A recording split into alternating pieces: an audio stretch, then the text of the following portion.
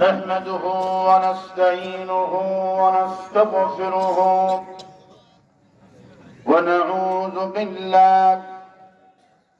ونعوذ بالله من شرور أنفسنا ومن سيئات أعمالنا من يهد الله فلا مضل له ومن يضلله فلا هادي له ونشهد أن لا إله إلا الله وحده لا شريك له ونشهد أن سيدنا وحبيبنا ومولانا محمدا عبده ورسوله الذي أرسله بالحق بشيرا ونذيرا وداعيا إلى الله بإذنه وسراجا منيرا فقد قال الله تعالى في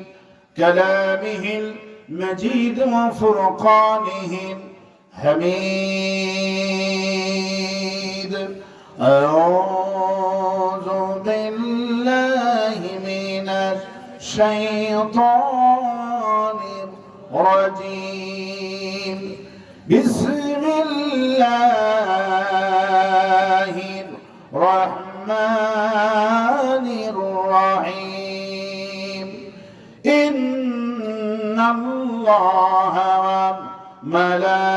وملائكته يصلون على النبي يا أيها الذين آمنوا صلوا عليه وسلموا تسليما اللهم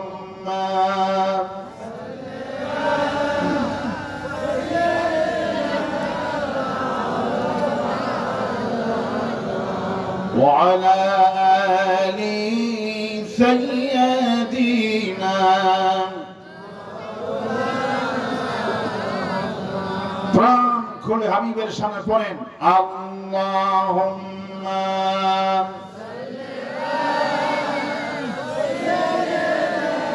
مولانا محمد وعلى آل سيدنا بلغ العلا بكماله كشف الدجى بجماله حسنت جميع خصاله صلوا عليه اے تیری معراج تھی کہ تو لوحہ قلم تک پہنچا اور میری معراج ہے کہ میں تیرے قدم تک پہنچا بلغ العلا بكماله كشف الدجى بجماله حسنت جميع خصاله صلوا عليه مجھے کچھ ملے یا نہ ملے مجھے کچھ ملے یا نہ ملے اللہ ملے بلغ العلا بکمالہ کشف الدجى بجمالہ حسنت جميع خصاله صلوا عليه اللهم آمين ربنا ظلمنا أنفسنا وإن لم تغفر لنا وترحمنا لنكونن من الخاسرين أي الله تعالى এই স্বাধীনতার পরে এই আইলাহাস লক্ষ্মীপুর ফুটবল মাঠ আলমডাঙ্গা চুয়াডাঙ্গা থেকে দরুদ সালাম করে ভিক্ষুকের মতো তোমার দরবারে হাত তুলেছি দুরূদ ও সালাম যখন সোনার মদিনায় নবী পাকের রওজা মোবারকে পৌঁছায় দাও। तमाम পৃথিবীর মাটির নিচে যত মুমিন মুমিনাত ঈমান নিয়ে কবরে চলে গেল, কোন হালতেই আছে জানি না, কবরগুলি জান্নাতের বাগান বানায় দাও। রব্বুল আলামিন, স্বাধীনতা অর্জন করলাম কিন্তু আমার এই দেশটাকে নিয়ে এখনো ষড়যন্ত্র ফুরায়নি। গত পরশুদিন অ্যাডভোকেট, তরুণ অ্যাডভোকেট লোহাগাড়ার সন্তান, চট্টগ্রামের সন্তান সাইফুল ইসলাম আলী ভাইকে ইসকন সদস্যরা, ইসকনের সন্ত্রাসী সংগঠনগুলি নির্মমভাবে তাকে হত্যা করেছে। আল্লাহ, সাইফুল ইসলাম আলী ভাইয়ের কি তুমি শাহাদাতের সুউচ্চ মাকাম দান করে দিও। তার 2 বছরের বাচ্চা আর 2 মাস সন্তান তার পেটে, বাপ আর পাবে না। আল্লাহ, এই শহীদি ফ্যামিলিকে তোমার দরবারে কবুল করো। আল্লাহ, সন্ত্রাসীদের কি তুমি বাংলাদেশ থেকে নির্মূল করে দাও। এই মাহফিল আয়োজন যারা করলেন, শোনার জন্য যারা এখানে কষ্ট করে জমায়েত হলো, কঠিন কিয়ামতের দিনে একটা সওয়াব দিতে যেই দিন কেউ রাজি হবে না, এই কঠিন মাসের দিনে আমাদের এই মাহফিল সকলের জন্য নাজাতের ওসিলা বানায় দাও। আল্লাহ, ইয়া রব, করম তু আগার করে ও বাত দে জুবা কো জু দিল পরওয়া সর করে। ربنا تقبل منا إنك أنت السميع العليم وتب علينا إنك أنت التواب الرحيم سبحان ربك رب العزة عما يصفون وسلام على المرسلين والحمد لله رب العالمين। একটু জিকির করেন লা ইলাহা ইল্লাল্লাহ। একটু বাড়ান, নাহলে বক্স লাগবে। আবার বক্স দিয়েছি, বক্স লাগবে না। আমার আগেরটা ভালো ছিল। আপনি বক্সের কথা আমি আপনাকে বলবো না, আপনি শুধু মাইক দিলে আমি বক্সের কথা বলবো না।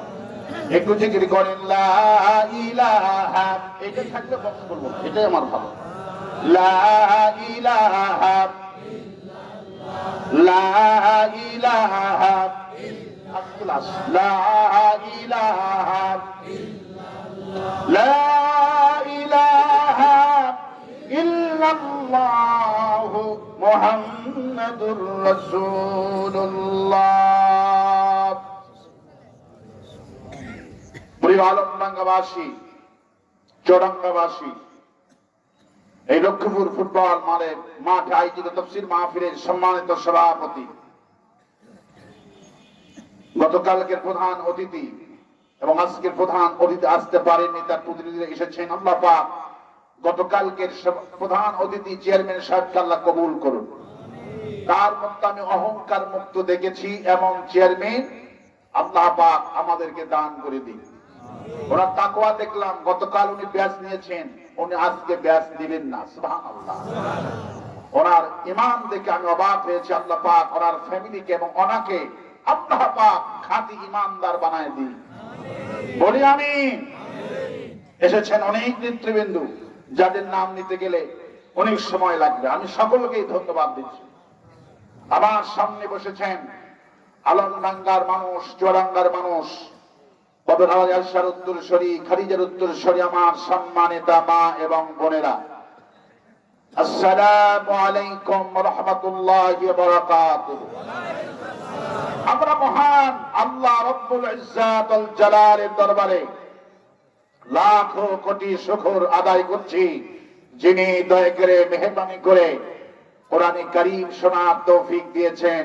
প্রাণ খুলে পড়ছি আলহামদুলিল্লাহ। সবাই পড়ছি রব্বানা লাকাল হামদ হামদান কাসীরান তাইয়্যিবান মুবারাকান ফীহি ইয়া রাব্বি লাকাল হামদু কামা ইয়ানবাগি লিজালালি ওয়াজহিকা ওয়া আযীমি সুলতানিকা। আল্লাহুম্মা আতি নাফসি তাকওয়াহা আনতা ওয়ালিউহা ওয়া মাওলাহা ওয়া খায়রা মান যাক্কাহা। লাখ কোটি দরুদ সালাম মানবতার মহান শিক্ষক সাইয়্যিদুল মুরসালিন রাহমাতুল লিল আলামিন, বিশ্ব নবী, বিশ্ব নেতা জনাব মুহাম্মদ রাসূলুল্লাহ সাল্লাল্লাহু আলাইহি সাল্লাম। আমার ডান পাশে বাম পাশে সব নেতৃবৃন্দ, বিএনপির নেতৃবৃন্দ। কিসের নেতৃবৃন্দ? গত 16টা বছর ওনারা ছিলেন বড় হুজুর দেশের, ঠিক কিনা?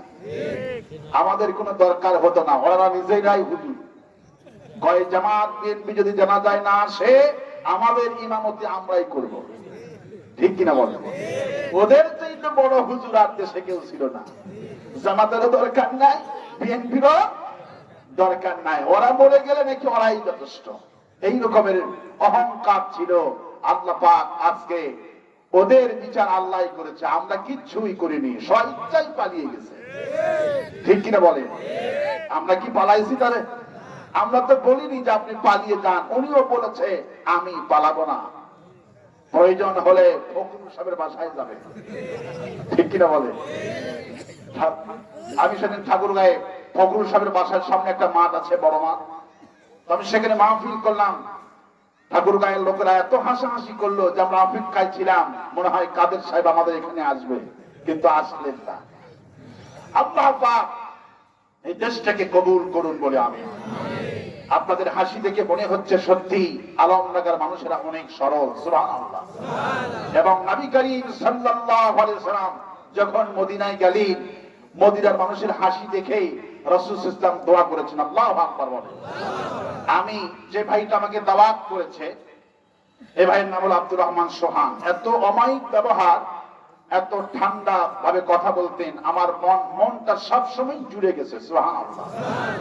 আমি চিন্তা করলাম মাহফিলের দাওয়াতকারী ব্যবহার যদি এমন হয়, ওই এলাকার মানুষেরা নিশ্চয় ভালো হবে।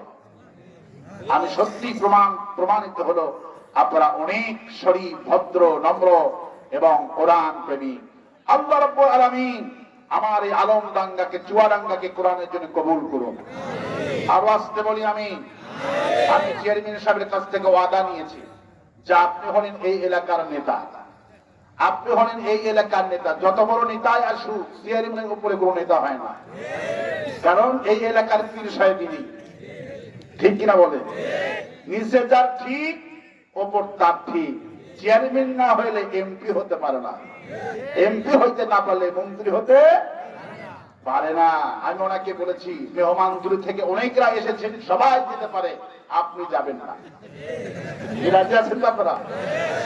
কারণ মেহমান অনেক দূর থেকে এসেছেন, ইনি মনে হয় আলমডাঙ্গা, দেখলাম বাড়ি কোথায় তা আমি তো আসলে চিনি না। যারা এসেছেন অনেক দূর থেকে হয়তো যেতে পারেন, কিন্তু আপনি যাবেন না। আমি আশা করছি সব নেতৃবৃন্দ, এখন আমাদের তো আওয়ামী লীগের সময় তো আমাদের ওয়াজরা শুনতো না, শুধু উঠতো আর নেমে যেত, ঠিক কিনা বলে? আমাদের ওয়াজ জীবনে ওরা শোনেনি, কিন্তু আজকে ওয়াজ হবে আমাদের ইসলামের পক্ষে। আল্লাহু আকবার বলে। আমার ওয়াজ তো আর বিএনপির বিরুদ্ধে যাবে না, জামাতের বিরুদ্ধেও যাবে না, ঠিক কিনা বলে? আমার ওয়াজ আপনাদের পক্ষেই থাকবে। আল্লাহু আকবার বলে।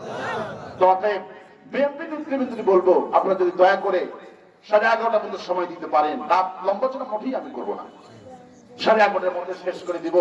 আপনারা কি কারা কারা বাড়িতে চলে যাবেন? তো হাত উঁচু করে দেখা।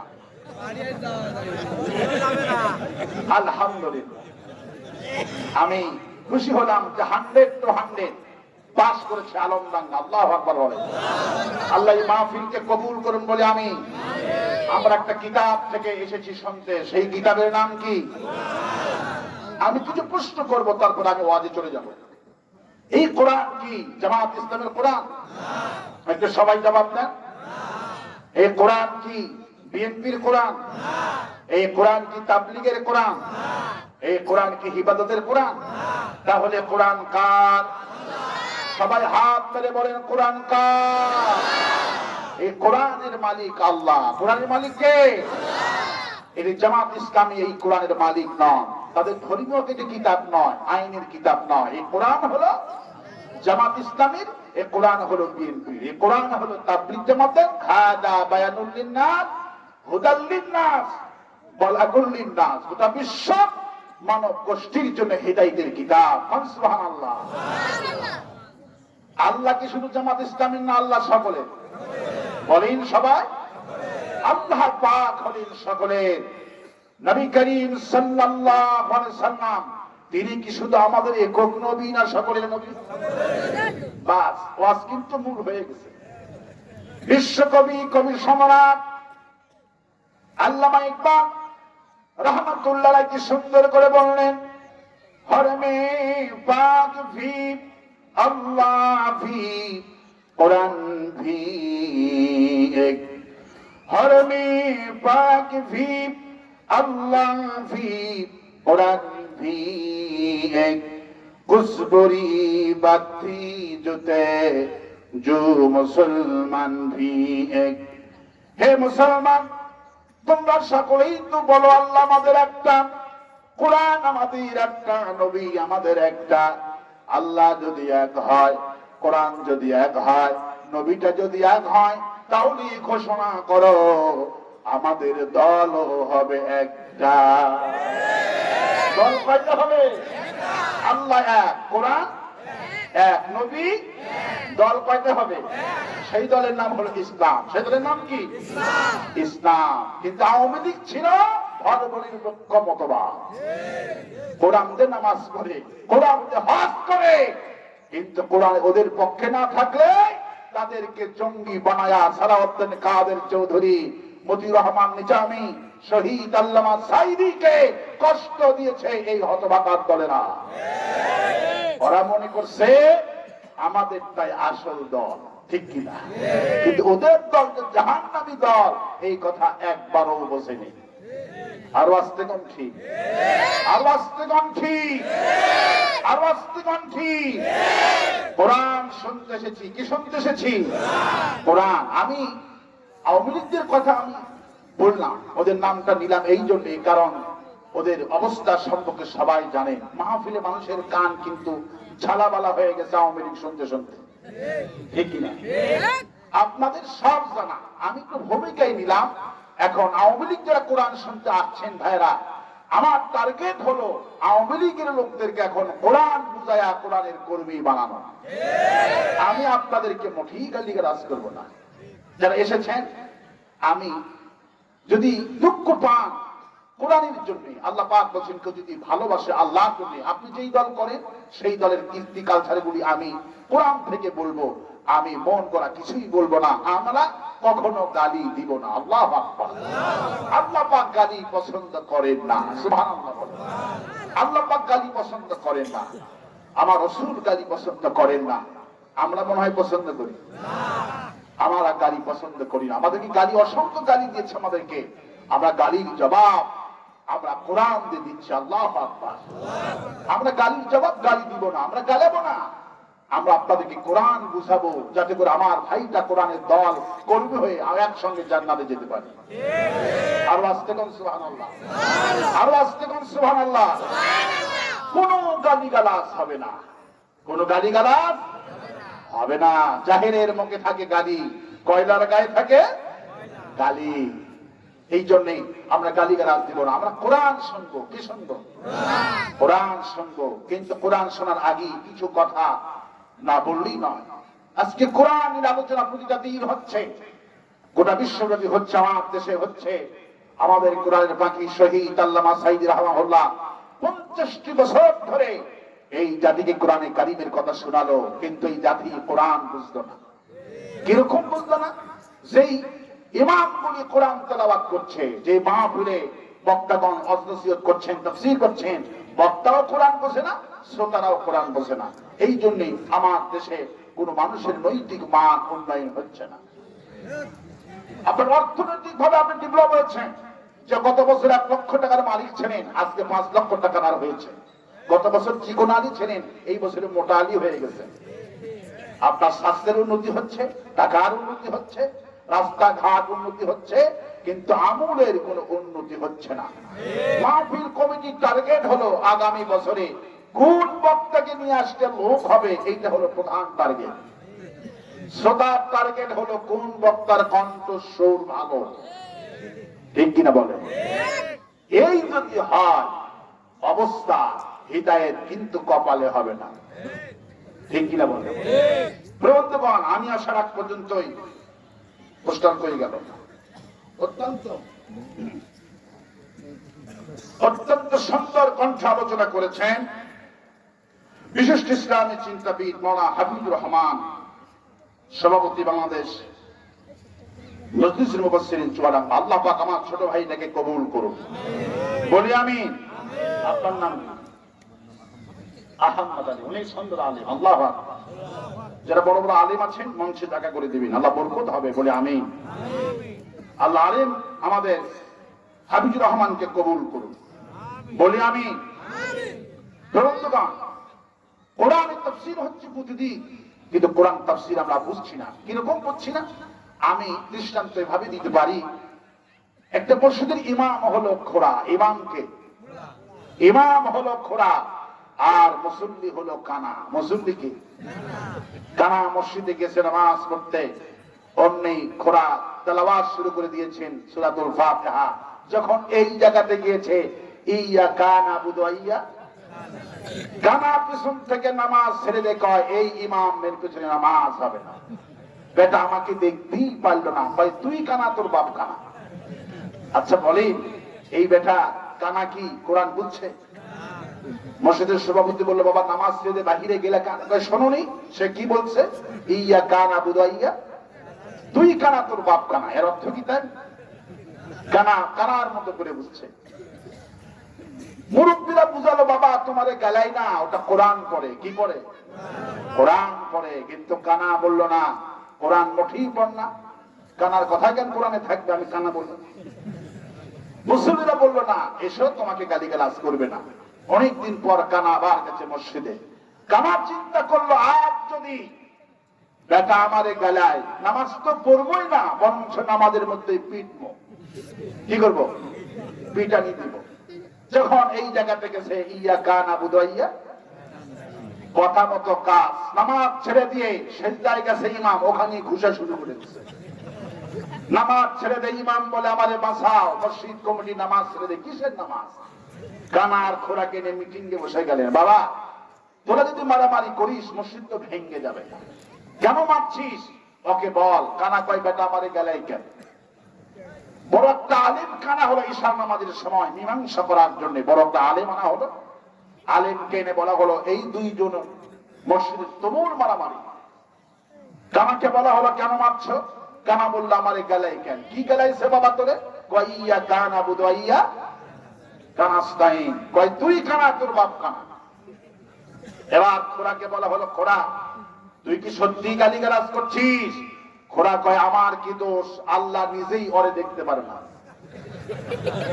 আচ্ছা বলি বলি এগুলি কি আসলে?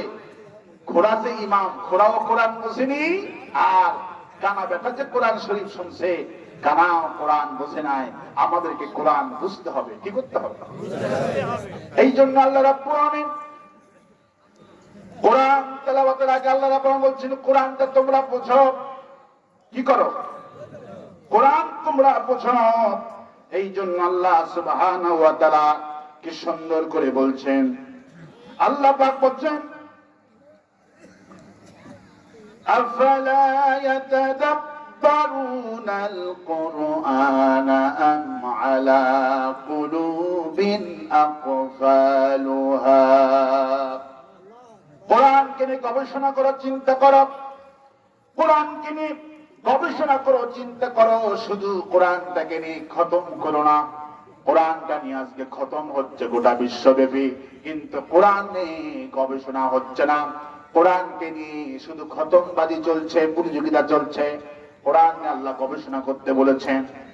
নবী করিম সাল্লাল্লাহু আলাইহি ওয়াসাল্লাম বললেন, কোন মানুষ যদি কোন মজলিসে, কোন মাহফিলে 1 মিনিট কোরআন শরীফ নিয়ে গবেষণা করে, কিয়ামত পর্যন্ত সিজদায় পড়ে রাখলে যে সওয়াব হবে, আল্লাহ সেই সওয়াব আমলনামায় দিয়ে দিবে। গত বছরে আমেরিকায় 3 জন বিজ্ঞানী শুধু একটি মাত্র আয়াতকে গবেষণা করে তারা মুসলমান হয়ে গেছে। আল্লাহু আকবার। তারা গবেষণা করেছেন সূরা ফাতিহাকে নিয়ে। তারা আল্লাহ পাক বলেন, ওয়ালাকাদ আতাইনাকা সাবআন মিনাল মাসানি ওয়াল কুরআনাল আযীম। হে নবী, আমি তোমাকে কোরআন দিয়েছি আর সেই সঙ্গে পরিপূর্ণ একটি 7টি আয়াতে কারিমা নাজিল করে দিয়েছি। কোরআন দিয়েছি, সেই সঙ্গে পরিপূর্ণ একটি 7টি আয়াত বিশিষ্ট একটি সূরা দিয়েছি। আল্লাহু আকবার বলেন।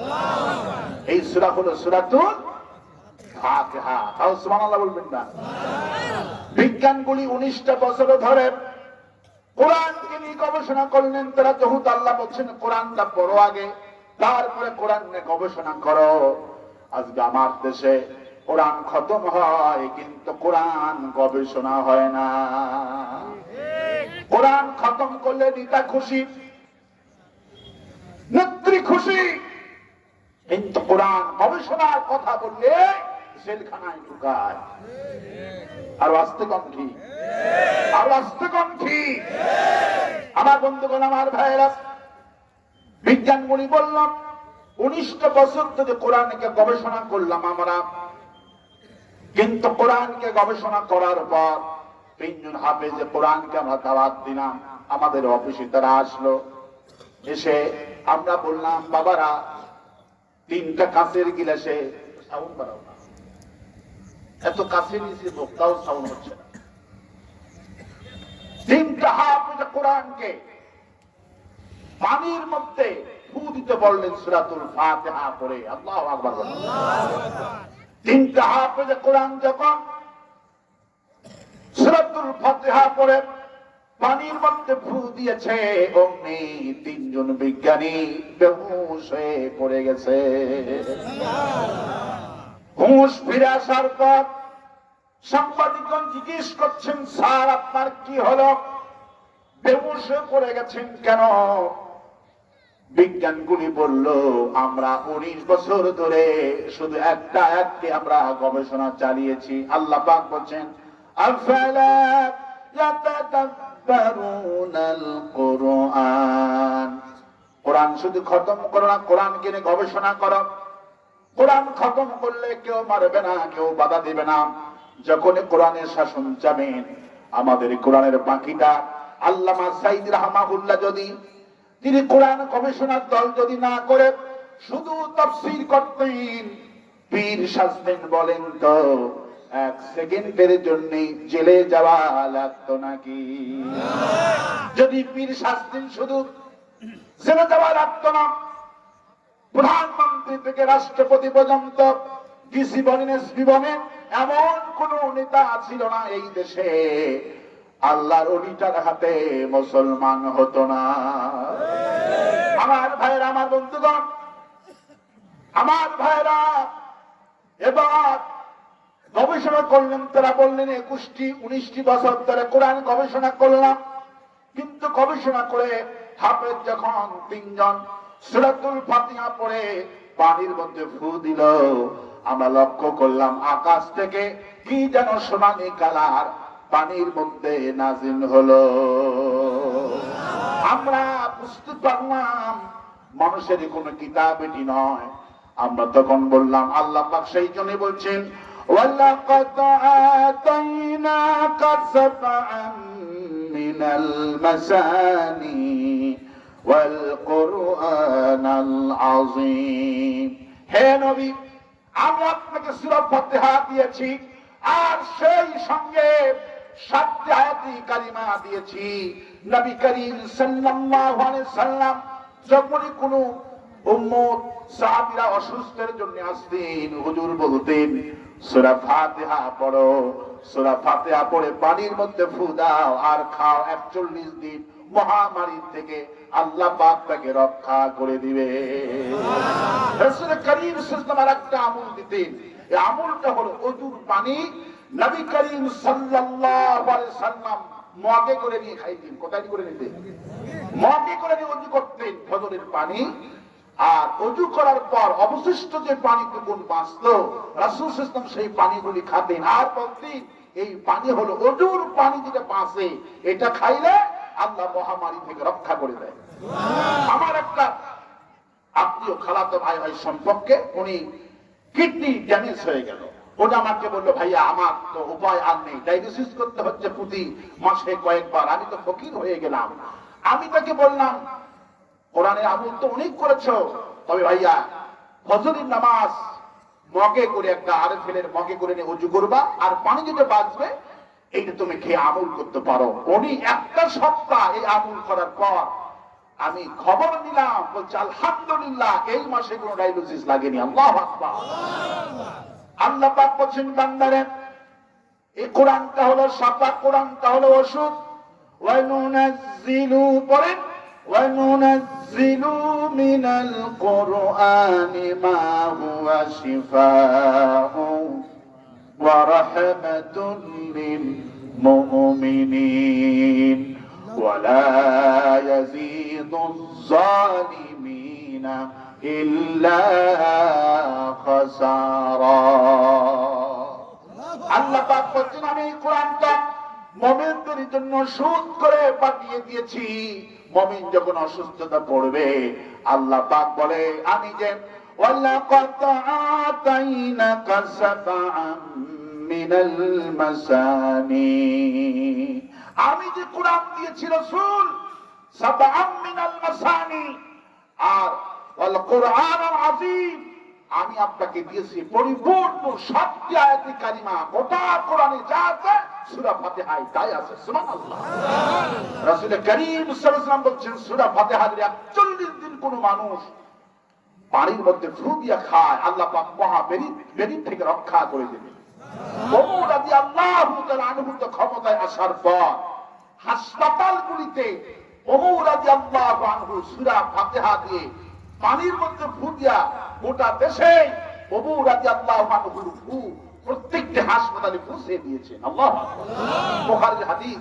এবং মানুষগুলি ওষুধ চেত না, লোকেরা এসে বলতো ওমরের ফু কি আছে, ওমরের পানি কি আছে। ওমরের পানি কোরআনে কারীমের ফুটা এত কাজ করত, ওষুধে কাজ করতো না। সুবহানাল্লাহ।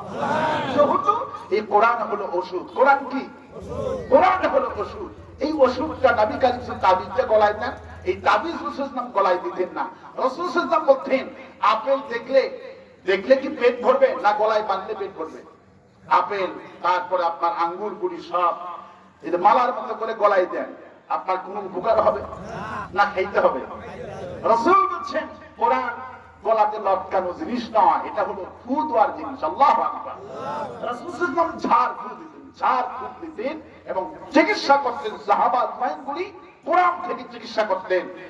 আবু সাঈদ খুদরি রাদিয়াল্লাহু আনহু সূরা তাফসীর, সূরা ফাতিহার তাফসীর তিনি বললেন যে আমি রাতের বেলা আমরা জিহাদ করে এসে ক্লান্ত হয়ে গেছি, আমরা রাতের বেলায় বসতে বলেন, আপনি বসেন, কেউ বসেন। আজকে খুশি হলাম এনার প্রতি যে এনারা জানেন। আল্লাহু আকবার। আল্লাহ সম্মান বাড়ায় দিন, আল্লাহ আপনারও সম্মান বাড়ায় দিন। কোরআন হলো সম্মানী কিতাব। কে বলছেন? আল্লাহ পাক কসম করছে, কফ ওয়াল কুরআনিল মাজিদ, আমি আল্লাহ কসম করছি এই কোরআন হলো মর্যাদাপূর্ণ কোরআন। যারা শোনে তাদের মর্যাদা বাড়ে। আজকের চেয়ারম্যান সাহেব যদি মারা যায় আগামী কালকে, লোকেরা বলবে প্রথম দিন অতিথি ছিলেন, প্রথম দিন হয়ে গেছে, দ্বিতীয় দিন তিনি বুকে ব্যাস নেয় নাই, কত বড় তাকওয়াবান ছিল। মানুষের কলজা থেকে দোয়া করবে, আল্লাহ চেয়ারম্যান সাহেবকে কোরআনের কর্মী বানায় দিন। আর আসতে বলি আমি, আর আসতে বলি আমি। আবু সাঈদ খুদরি রাদিয়াল্লাহু তাআলা আনহু তিনি বললেন, আমি জিহাদ করে আমরা রাতের বেলা শুয়ে আছি, হঠাৎ করে একটা মহিলা আমাদের কাছে এসেছেন, এসে বলতেছেন, এই তাঁবুতে কেউ আছো? আমাদের গ্রামের সবচেয়ে ধনী মানুষ, তাকে সাপে কামড় মেরেছে। কি কামড় মেরেছে? সাপে কামড়। এই এলাকায় আছে না? সাহাবা খুব রাগ করলেন, যেখানে কোনো কবিরাজ নাই, যাও ধমক দিলেন। হঠাৎ করে আবু সাঈদ খুদরি রাদিয়াল্লাহু আনহু তিনি বললেন, আমি কিছু ঝাড় ফুঁক জানি। সুবহানাল্লাহ। আবু সাঈদ খুদরি বললেন, সাহাবীরা তাকে টিটকারি করলেন, তুমি আবার কবিরাজ হইলে কবে? বললো আমি কিছু ঝাড়ফুঁক জানি। আবু সাইদ খুদরি রাদিয়াল্লাহু তাআলা আনহু মেয়েটার সঙ্গে চলে গেলেন ওই সাপে কাটা রোগিনী তার বাড়িতে। নেতার হাতে বাঁধন, পায়ে বাঁধন, নেতাটি বিষের যন্ত্রণা চিৎকার মারছে। আবু সাইদ খুদরি রাদিয়াল্লাহু তাআলা আনহু কোরআনে কারীম তেলাওয়াত করলেন, করে তার কপালে একটা ফু দিয়ে দিল। বেশি ফু দেয়নি, একটা ফু দিয়েছে। একটা ফুতেই নেতাজি হাতের বাঁধন, পায়ের বাঁধন সব খুলে দিয়েছে। নেতাজি খুশি হয়ে রাতের বেলায় 30টি ছাগল তাকে হাতিয়ে দিন। আল্লাহু আকবার বলেন। 30 কেজি ঘি, 30 কেজি চিনি তাকে দিয়ে দিলেন। 30টা ছাগল, 30 কেজি ঘি, চিনি নিয়া তাঁবুতেই পৌঁছে গেলেন। রাসূল কারীম সাল্লাল্লাহু আলাইহি সাল্লাম ফজরের নামাজের পর একজন সাহাবীকে বললেন, তুমি দৌড় মারো, ওই তাঁবুতে যাও যেই তাঁবুতে আবু সাইদ খুদরি ঘুমায়। সাহাবী দৌড় মেরে আসলেন। আবু সাইদ খুদরি কাছে এসে বললেন, আবু সাইদ খুদরি, রাসূল আমাকে পাঠিয়ে দিলেন, বলো কেন এসেছো তুমি? হুজুর আমাদেরকে পাঠালেন, তুমি যে রাতের বেলায় কোবরা জিগিরি করে 30টা ছাগল পেয়েছো, চিনি পেয়েছো, ঘি পেয়েছো, হুজুর বলছেন তারা যেন একাই ভাগ না করে, আমার জন্য যেন একটা ভাগ রেখে দেয়। একটু পরে বিশ্বনবী তাঁবুতে আসলেন। আর আবু সাইদ খুদরি কে ডেকে বলছেন, আবু সাইদ খুদরি, তুমি সাপে কাটা রোগীকে কি বলে তুমি ফু দিয়েছ? তখন তিনি বললেন, ওয়ালাকাদ আতাইনাকা সাবআন মিনাল মাসানি ওয়াল কুরআনাল আযীম। আপনি তো আমাদেরকে শিক্ষা দিয়েছেন নবী, আমি আপনাকে কোরআন দিয়েছি, সেই সঙ্গে পূর্ণাঙ্গ সূরা ফাতিহা দিয়েছি। ইয়া রাসূলুল্লাহ, আল্লাহি বিল্লাহি, আল্লাহর নামে কসম করে বলি, ওই সাপে কাটা রোগীটাকে শুধুমাত্র একমাত্র সূরা ফাতিহা পড়ে তার কপালে ফু দিয়েছে, অমনি নেতার বিষগুলি ভালো হয়ে গেছে। ওয়ানুনাজ্জিলু পরে ওয়ানুনাজ্জিলু মিনাল কুরআনি মা হুয়া শিফাউ ওয়া রাহমাতুল লিল মুমিনিন। আল্লাহ পাক বলেন, আমি এই কোরআন মুমিনদের জন্য ওষুধ করে পাঠাইছি। সুবহানাল্লাহ। ওমর রাদিয়াল্লাহু তাআলা আনহু ক্ষমতায় এসে উনি পানি মধ্যে ভূ দিয়ে হাসপাতালগুলিতে পাঠাইয়া দিলেন। লোকেরা এসে ওষুধ খুঁজতেন না, খুঁজতেন ওমরের পানি পর। আল্লাহু আকবার বলেন। এবং 7 জন ইহুদির অলৌকিক ঘটনা ঘটে গেল। ইতিমধ্যে 7 জন ইহুদি রোম সরকার তাকে পাঠিয়েছেন ইসলামটাকে ধ্বংস করার জন্য। যেমন আমার দেশে ইসকন জঙ্গি সংগঠন, এটা হলো ইহুদিদের বানানো। আমার দেশের সনাতন ধর্মী অবলম্বীরা আজকে দেখেছেন, গতকালকে বিএনপিদের নেতৃত্বে, জামায়াতের নেতৃত্বে আপনার কোন জেলাটা মাদার শরীয়তপুর আপনাদের বেলায় হিন্দু সম্প্রদায়ের লোকেরা ইসকন সদস্যদেরকে মন্দির থেকে বের করে দিয়েছে এবং একটা মন্দিরের অস্ত্রের গুদাম। এগুলি জঙ্গি সংগঠন। তারা ইসকন শব্দের অর্থ হলো ইন্টারন্যাশনাল কৃষ্ণ সংগঠন। কি সংগঠন? কৃষ্ণ, হরে হরে কৃষ্ণ আছেন, এইটা সংগঠন। তারা বিভিন্ন ভাবে সনাতন ধর্মের নাম দিয়ে তারা আজকে আমার দেশের জঙ্গি সংগঠন করছে। এবং যারা 5 তারিখের আগস্টের 5 তারিখ পলাতক বাহিনীকে প্রতিষ্ঠাতা করাই হলো তাদের লক্ষ্য। এবং অধিকাংশ মিছিল মিটিংয়ে এই পরাজিত ফ্যাসিস্ট সরকারের দোসররাই হিন্দুর মিছিলে অংশগ্রহণ করেছে।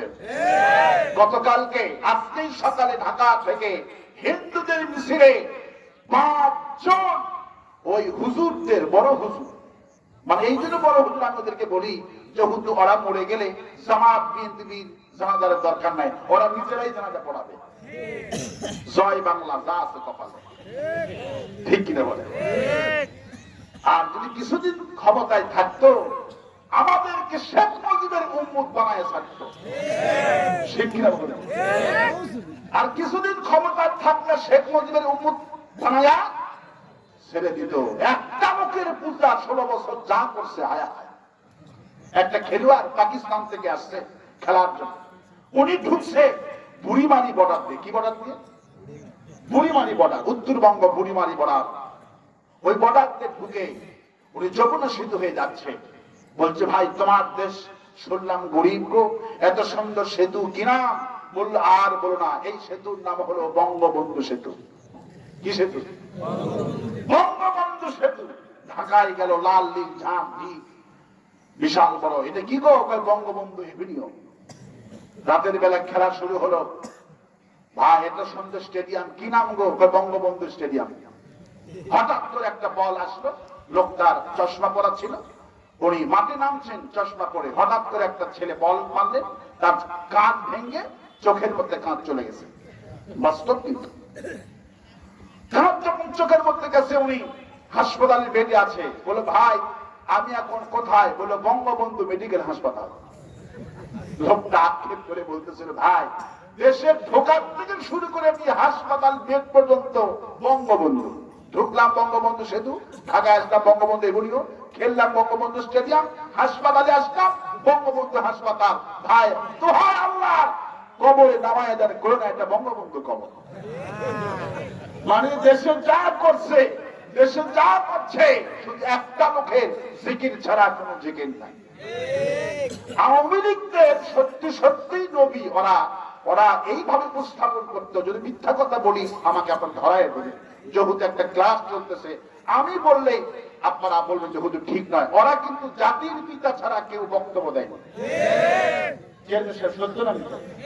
ওরা কিন্তু জাতির পিতা বলেই সম্বোধন করত। ওরা কথায় কথায় কেউ জাতির পিতা ছাড়া ওরা ভাষণ দেয়নি। এমন কি আমরা যদি এইরকম করে, আজকের নেতারা তো আলহামদুলিল্লাহ আমাদের কপালটা ভালো। আমি তো মনে করছিলাম এই বছরে মাহফিল হবে, এই নিয়ত করেছিলাম, কিন্তু আল্লাহর পরিকল্পনা অন্যরকম। আল্লাহু আকবার বলেন। আল্লাহ বলছেন, জালেমদের পতনের দিন আমি আল্লাহ নির্ধারণ করে রেখে দিয়েছি। আল্লাহু আকবার। পতনের দিন কে নির্ধারণ করছে? তো ওরা দেখতো, আমাদেরকে বলতো, যখন ওদের কথা বলতাম না, জাতির পিতা বলতাম না, শুধু মসজিদ বলতাম, মনটা খারাপ, হুজুর রাজাকার। ঠিক কিনা? ওরা জাতির পিতা ছাড়া, আওয়ামী লীগের ভাইরা যারা আছেন, জাতির পিতার নাম হলো ইব্রাহিম আলাইহিস সালাম। জাতির পিতার নাম কে? বিএনপি জামাত ইসলামের নেতারা কোনদিন জাতির পিতা বলে না। শুধু ওরাই জাতির পিতার পূজা করেছে। 16টা বছর পূজা করেছে। আল্লাহ আমাদের পূজা থেকে মুক্ত দিয়েছে। আলহামদুলিল্লাহ। আমার দেশের সেনাবাহিনী দোয়া করছি, শুধু সেনাবাহিনীরা কিভাবে গলায় রশি লাগায়া টান দিয়ে সব মুক্তি ভেঙেছে। আল্লাহু আকবার বলেন। আমার দেশের সেনাবাহিনী, বিডিআর, পুলিশদেরকে আল্লাহ খালিদ বিন ওয়ালিদের ইমাম মান করে দিন, এবং যে কোনো মোকাবেলায় ভারতকে হুঁশিয়ার দিয়েছে, তত্ত্বাবধায়ক সরকারি ইমানের সাহসটা বাড়িয়ে দিন। এই দম্মান প্রভু যে গ্রেফতার হয়েছে ইসকনের, ভারতকে সরাসরি জবাব দিয়েছে তত্ত্বাবধায়ক সরকার। সে দেশের সবচেয়ে ক্ষতিকর রাষ্ট্রদ্রোহী কাজ করতেছে এবং ওদেরকে পরাজিত শক্তিকে প্রতিষ্ঠা করার জন্য মিছিল মিটিং করতেছে। ঠিক কিনা বল? আমার বন্ধুগণ, প্রিয় ভাইয়েরা, ওমর রাদিয়াল্লাহু তাআলা আনহু ক্ষমতায় এসেই তো এই কাজটা করলেন। আর রোম সম্রাট 7জন ইহুদিকে পাঠালেন ইসলামকে ফিনিশ করার জন্য। কিন্তু এরা যখন মদিনায় এসে ইসলাম বিদ্বেষী, কি চলে যাবেন না? থাকি না, কি চলে যেতে দেবেন? একসঙ্গে যাওয়ার মজা আছে।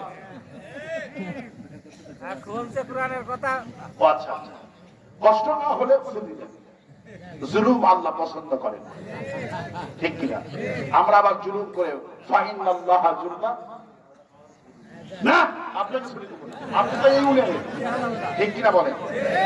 আপনি একটা বাড়ি আপনার এখানে। জি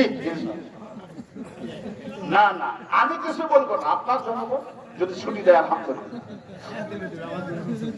কি ছুটি দিবেন? না, ঠিক আছে। ভোটের সময় রাত 1:30 বাজে থাকে। জি আলহামদুলিল্লাহ, সামনে চলে আসুন। 3টা 4টা বাজে ভোটের সময় থাকে। আলেমেরা সামনে চলে। জি শুকরিয়া। আল্লাহ কোরআনের খাদেম বানায় দিক বলে আমি। আপনিও যাচ্ছেন? ভোটের সময় রাত কখন শেষ হয়ে যায়? আচ্ছা আজ কোনো বসেন।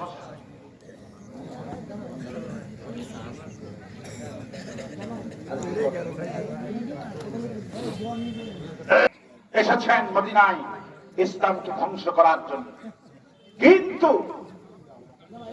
কিন্তু 7 জন ইহুদির কি ঘটলো?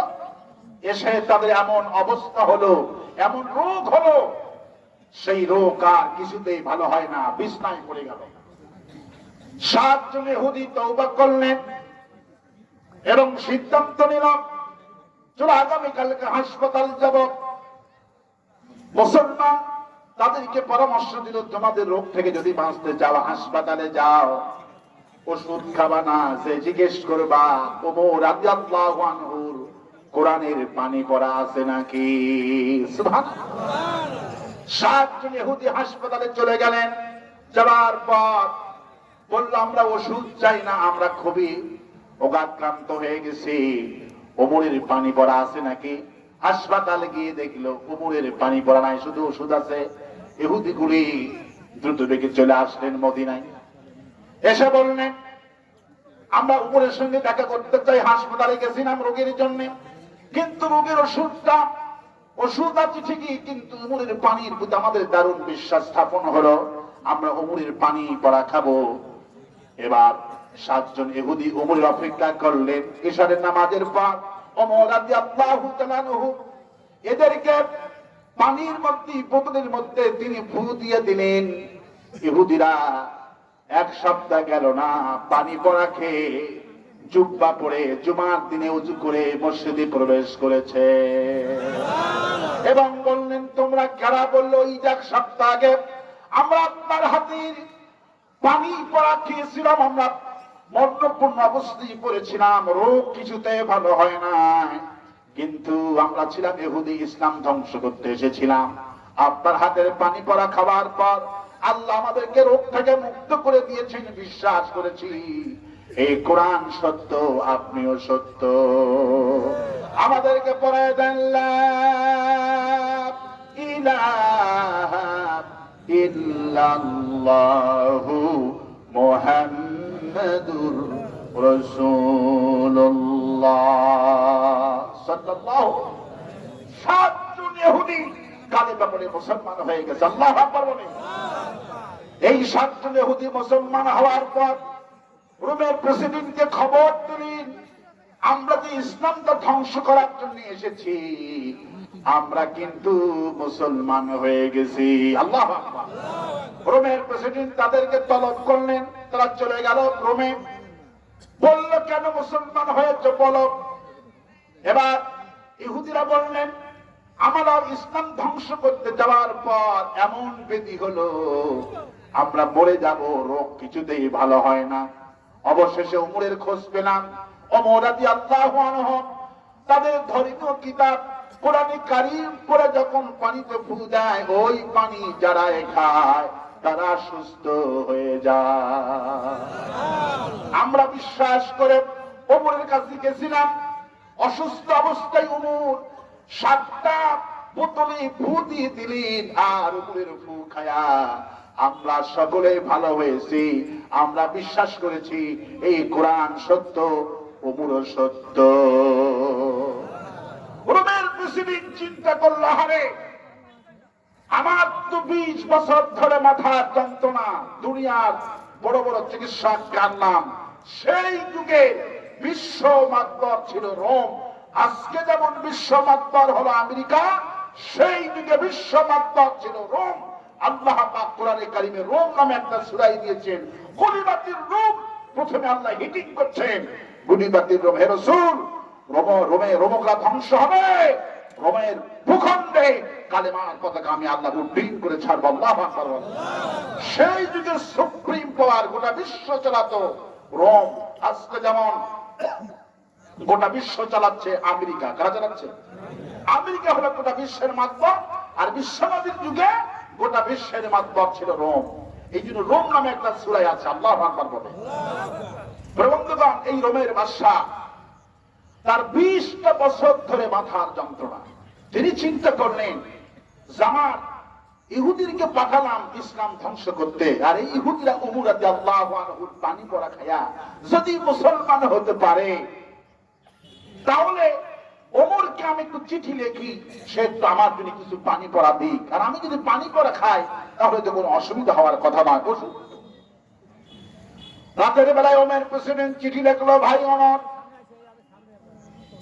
আমি রোমের প্রেসিডেন্ট বলছি, 20টা বছর ধরে মাথার যন্ত্রণা, তোমার কাছে আকুল আবেদন করছি, তুমি দয়া করে আমার জন্য কিছু ওষুধ পাঠায়া দিবা। কোন সুবহানাল্লাহ। একটু সাউন্ড লাগবে না? একটু লাগবে, একটু সাউন্ড লাগবে, তাহলে মজা হবে। মাইকের জন্য প্রাণ ভরে দোয়া করব। মাইক এলাকা সুন্দর, কিন্তু সাউন্ডটা আরো সুন্দর হওয়া দরকার, ঠিক কিনা বলে? আমি এই বলেছি না, আমার কথা সাথে মিল আছে না?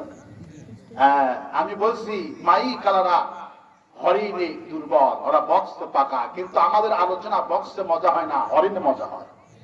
আল্লাহু আকবার বলে। বক্স কণ্ঠ বিকৃতি করে, কণ্ঠ কি করে? বিকৃতি করে। আর মাইক একই রয়, এর দেয়। আল্লাহু আকবার বলে, এবং কথা বলে হিসেবে লাগে। আমার ভাইয়েরা, ওমর রাদিয়াল্লাহু আনহু রোমের প্রেসিডেন্ট, তিনি চিঠিটা চলে আসলো। ওমর রাদিয়াল্লাহু আনহু এত কাঁদলেন, জীবনে আর কোনদিন এত কাঁদেনি। পার্লামেন্টে যাওয়ার পর আলীকে ডেকে বলল, আলীর এই চিঠিটুকুন পড়ে সবাইকে শোনা। আলী রাদিয়াল্লাহু আনহু পার্লামেন্টের মধ্যে চিঠিটুকুন পড়ে শোনালেন। চিঠিটা এসেছে, রোমের প্রেসিডেন্ট নিজেই চিঠি লিখেছে ওমরের কাছ থেকে পানি পড়া খাওয়ার জন্য। ওমর কেঁদে কেঁদে বলল, এই সম্মান তো আমার নয়। কফ ওয়াল কুরআনিল মাজিদ। আল্লাহ বলছেন, আমি কসম করছি, আমি শপথ করছি, এই মর্যাদাপূর্ণ কোরআনে কারিমের, এই কোরআনটা এত মর্যাদাপূর্ণ। ইন্নাল্লাহা ইয়ারফাউ বিহাদাল কিতাব। নবীজি বললেন, একটা দলের যে পতন হয় এর মূল কারণ হলো কোরআন। ইন্নাল্লাহা ইয়ারফাউ বিহাদাল কিতাব, বুখারী হাদিস। একটা দলের যে পতন হয় এর মূল কারণ হলো কোরআন, আর একটা দলের সম্মান হয়, মর্যাদা বাড়ে, এর মূল কারণ হলো কোরআনে কারীম। একটা দলের পতন হয়, আওয়ামী লীগের পতনের মূল কারণ হলো কোরআন। মূল কারণ কি? মূল কারণ হলো কোরআন। কোরআন মানুষকে সম্মানিত করে। কি করে? সম্মানিত করে। ওমর বলছে, রোমের বাদশাহ চিঠি লিখেছে, এই সম্মান আমার নয়, এই সম্মান হলো কোরআনের। কার সম্মান? যিনি বলছেন, ওমর, আমি 20 বছর ধরে ভুগতেছি মাথার যন্ত্রণায়, তোমার কাছে আকুল আবেদন, তুমি আমার চিঠিটুকুন পাওয়ার পর একটু পানি পড়াটা, তেল পড়াটা, কোরআন শরীফের আয়াত পড়ে পড়ে আমাকে তুমি দিয়ে দিও। কিন্তু মোরাদে উল্টা করলেন। তিনি এইটা করলেন না, তিনি করলেন কি? কোরআনে কারীম কি জ্ঞান ওমরকে বলছেন? ওমর রাদিয়াল্লাহু আনহু এমন একজন ব্যক্তি ছিলেন, ওমরের সিদ্ধান্তের উপর আল্লাহ রাব্বুল আলামিন কোরআনে কারীমের 17 জায়গায় আয়াতে কারিমা নাযিল করেছে। ওমর সেই ব্যক্তি যার জন্য ওমরের সিদ্ধান্ত, সব সাহাবীরা একদিকে, রাসূলও সেই দিকে, আর ওমর ছিল একা একদিকে। আল্লাহ ওমরের সিদ্ধান্তে 17 জায়গায় আয়াত নাযিল করে দিয়েছে। আল্লাহু আকবার। সেই ওমর যার কথা কোরআনের পৃষ্ঠায় আছে। আল্লাহু আকবার। সেই ওমর রাদিয়াল্লাহু তাআলা আনহু, তিনি কি বুদ্ধিমান লোক ছিলেন। তিনি পানি পড়া দিলেন না, তেল পড়া দিলেন না, তিনি খেজুর গাছের ডাল কাটলেন। ডালা বলেন তো, ডাল কেটে সেখান থেকে প্রসেসিং করে খেজুর গাছের আঁশ নিলেন। কি নিলেন? আঁশ। এই আঁশ দিয়ে সুন্দর করে একটা টুপি বানালেন। এই টুপিটা সুন্দর করে বাস্ক ভরে প্যাকেট করে উনি পাঠাইয়া দিলেন রোমের বাদশার কাছে।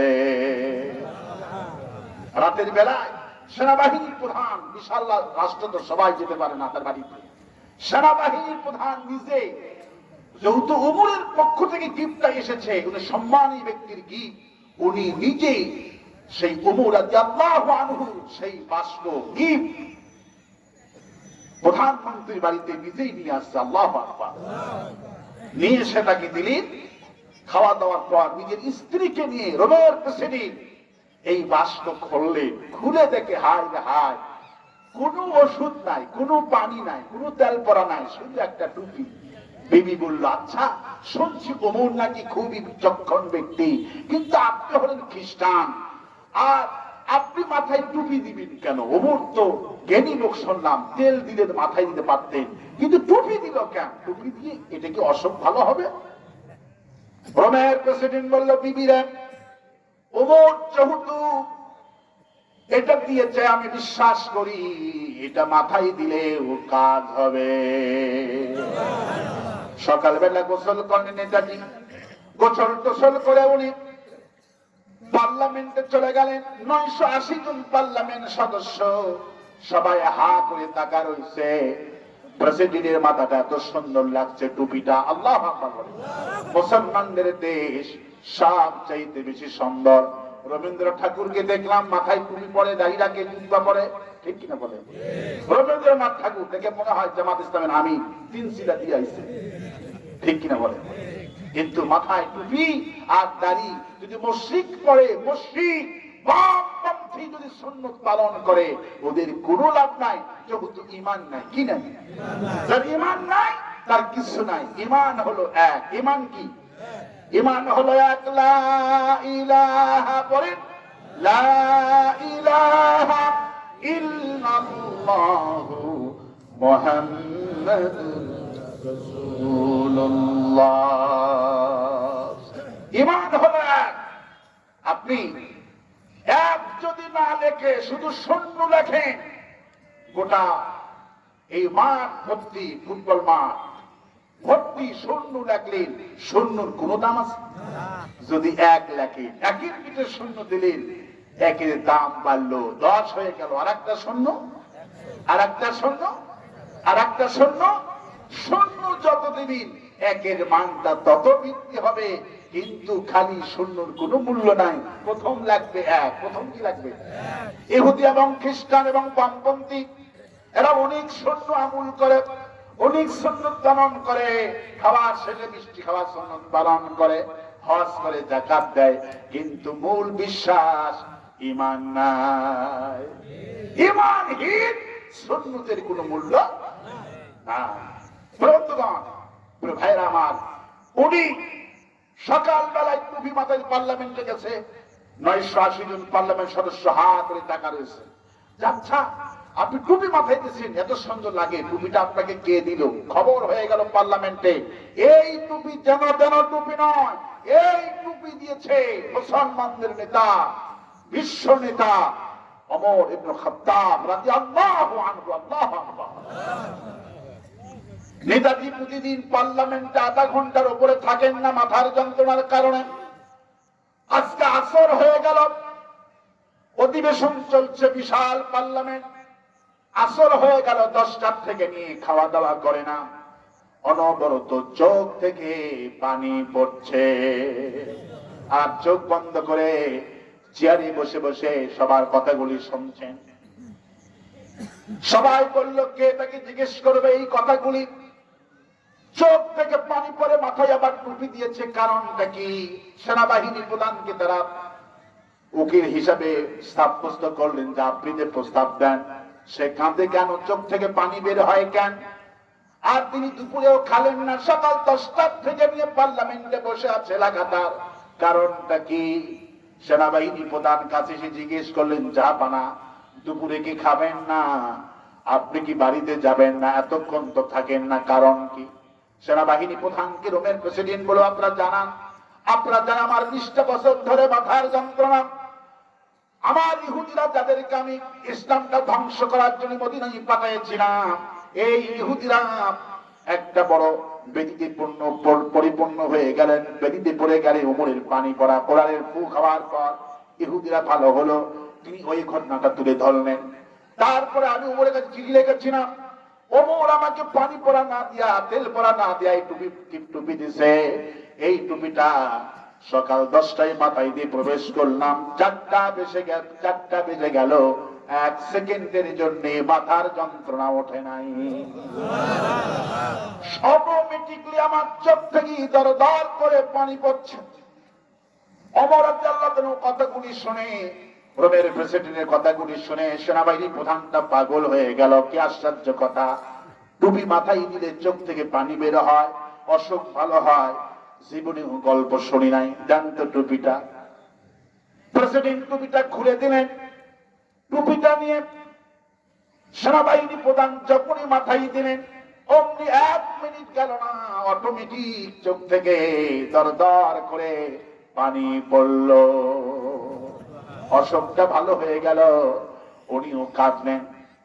এই অবস্থা থেকে 980 জন পার্লামেন্ট সদস্য সবাই বলল, জাহাপানা, রাত যত হয়ে যায় হয়ে যাবে, কিন্তু আপনার এই টুপিটা 1 মিনিট হলে, আধা মিনিট হলে আমরা সবাই মাথায় দিতে চাই, রাজি আছেন নাকি? আমাদেরও তো শরীর অসুস্থ আছে। প্রেসিডেন্ট রাজি হয়ে গেলেন, উনি অনুমতি দিয়ে দিলেন। সবাই টুপি, কেউ 10 সেকেন্ড 5 সেকেন্ড করে টুপি মাথায় দেওয়া শুরু হয়ে গেল। যে মাথায় দেয় সঙ্গে সঙ্গে চোখ থেকে পানি পড়ে, শান্তির কারণে আরাম পায়। যার যেটা বেঁধেছিল মাথায় টুপি পরার সঙ্গে সঙ্গে সব অসুখ ভালো হয়ে গেল।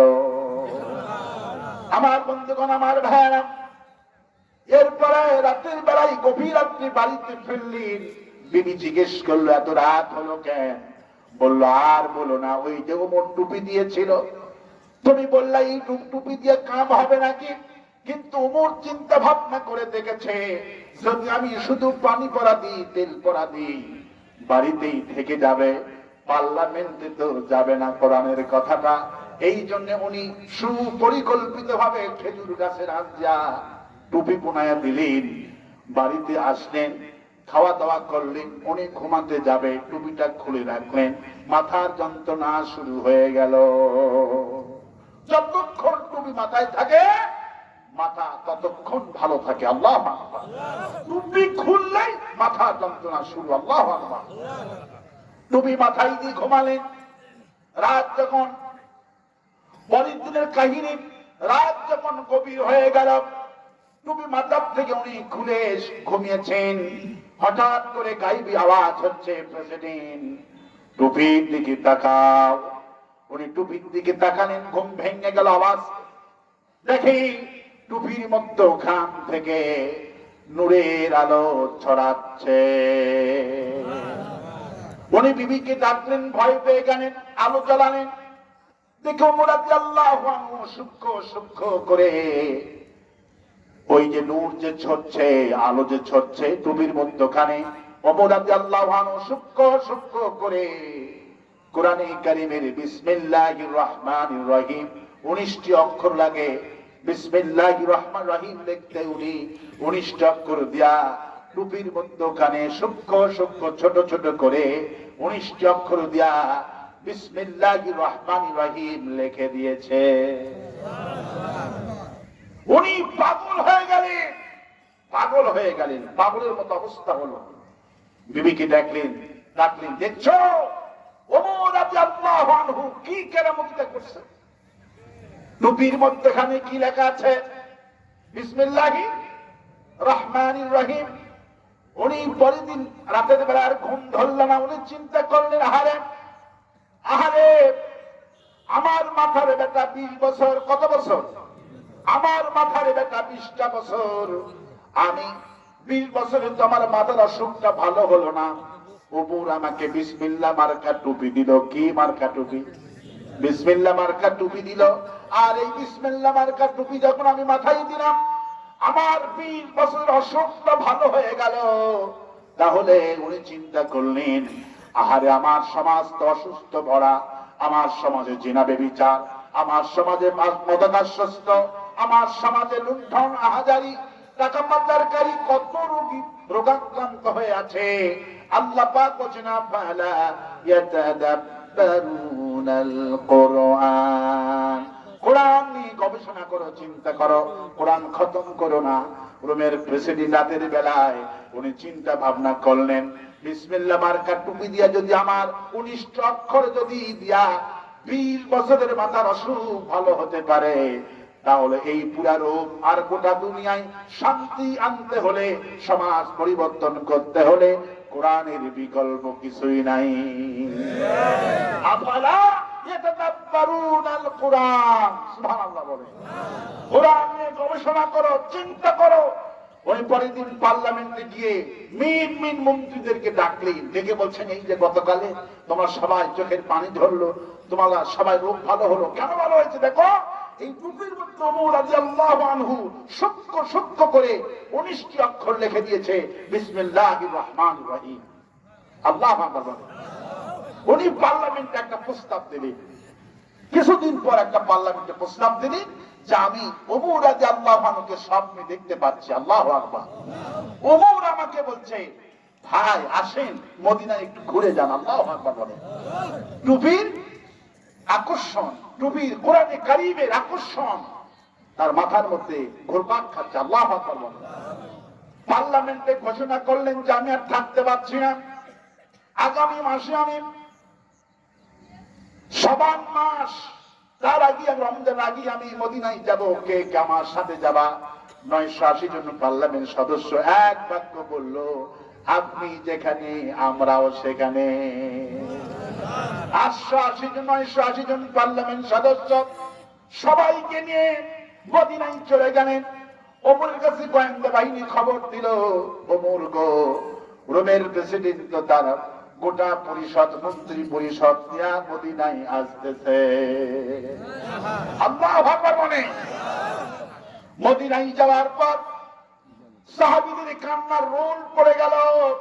যদি আল্লাহ একটা কিছু ফয়সালা করে, রাসূল আল্লাহ তো বলছেন গুলিবাতির রং, হুজুর কোনো টেনশন করবেন না, রোমের ভূখণ্ডে কালেমার পতাকা উত্তোলনের আমি আল্লাহ ইঙ্গিত দিচ্ছি। সুবহানাল্লাহ। সবাই কান্নাকাটি করলো, যদি এরা মুসলমান হতো। ওমরের ব্যবহারে রাতের বেলায় রোমের প্রেসিডেন্ট ওমরকে বলছে, ভাই ওমর, আমার তো মাথার ব্যথা ছিল, চেয়েছিলাম পানি পড়া, কিন্তু আপনি সুপরিকল্পিত ভাবে আপনি বিসমিল্লাহ মার্কা টুপি আমারে দিলেন। এই টুপি আমার মাথা পাগল বানাইছে। শুধু আমার মাথাটা পাগল করেনি, এই টুপি আমার সেনাবাহিনীর মাথা আর 980 জন এমপি মন্ত্রীর মাথা পাগল বানায়া মদিনায় নিয়ে আসছে। আমি আর সহ্য করতে পারছি না, আমাকে পড়ায় দেন লা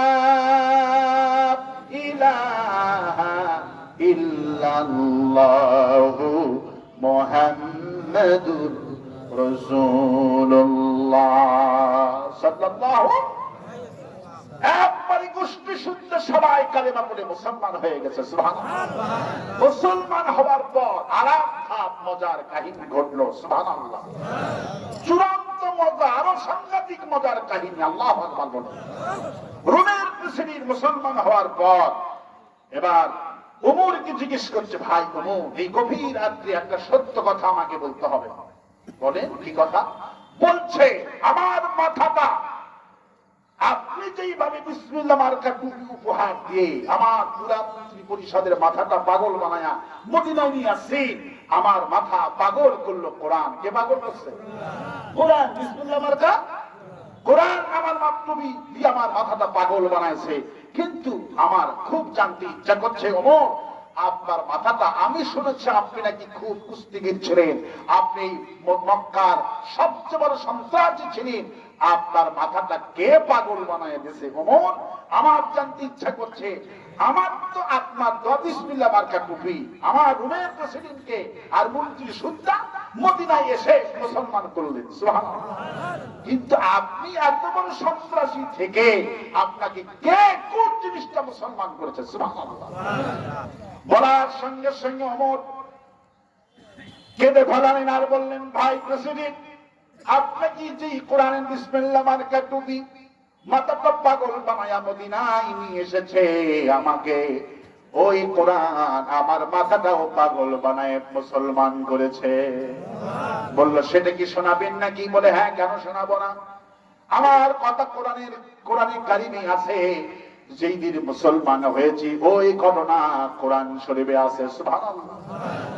ওমর সবচেয়ে অল্প বয়সে যিনি হাফেজ কোরআন ছিলেন, মাত্র 18 দিনে এই কোরআন মুখস্থ করেছে ওমর ফারুক রাদিয়াল্লাহু আনহু।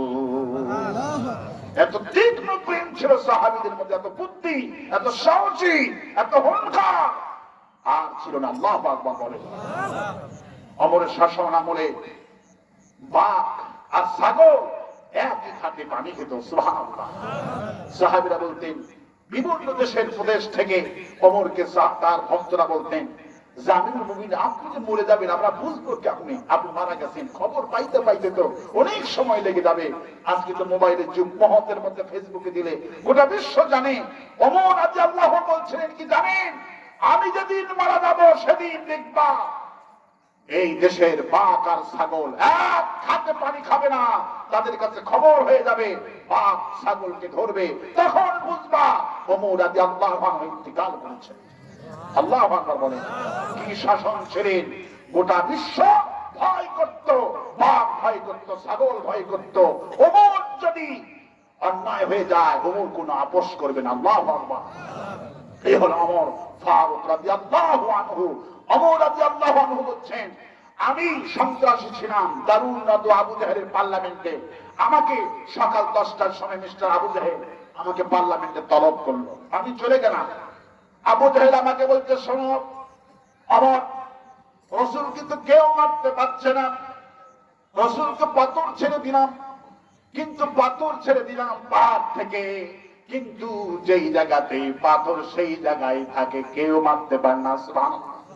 রসুলকে মারার জন্য গর্ত বানালাম, আবু জাহেল গর্ত বানালো, রসুল আসলে গর্তের মধ্যে পড়ে যায়, কিন্তু আল্লাহর কি কুদরত, রসুল সাল্লাল্লাহু আলাইহি ওয়াসাল্লাম পার হয়ে চলে গেলেন, আবু জাহেল নিজেই গর্তেই পড়ে গেছে।